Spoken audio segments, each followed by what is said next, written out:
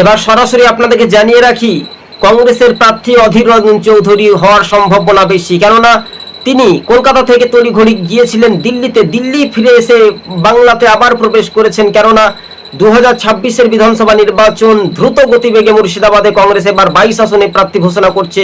শুধু মুর্শিদাবাদ বলে নয়, গোটা রাজ্যের চিত্রটা একেবারে দেখতে হবে কংগ্রেস শিবিরকে। তবে বহরমপুর বিধানসভা আসনটি কংগ্রেসের জয় নিশ্চিত হতে পারে। অধীর চৌধুরীর যে প্রতিক্রিয়া বা আশ্বাস, ডোমকল এছাড়াও শামশেরগঞ্জ, জঙ্গিপুর একাধিক বিধানসভায় কিন্তু কংগ্রেস, নবগ্রাম, ভরতপুর, বেলডাঙ্গা, কান্ধি এমনটাই রেজিনগরের মতো বিধানসভায় কংগ্রেস জয় হতে পারে। শেষ পর্যন্ত দেখার একটা বিষয়। তবে কংগ্রেস শিবির, কংগ্রেসের হেভিওয়েট নেতা অধীর রঞ্জন চৌধুরী দিল্লিতে গিয়েছিলেন, হাইকমান্ডের সঙ্গে কথোপকথন বলেছিলেন। শেষ পর্যন্ত কি হয় দেখার একটা বিষয়। তবে অধীর চৌধুরীর প্রভাব যথেষ্ট পরিমাণে গুরুত্ব বাড়ল বা এই শক্তি মজবুত হয়েছে বলে রাজনৈতিক মহলের এক অংশ ধারণা। আমাদের সবুজবঙ্গ নিউজ চ্যানেলটি ভালো লাগলে শেয়ার করে পাশে থাকবেন।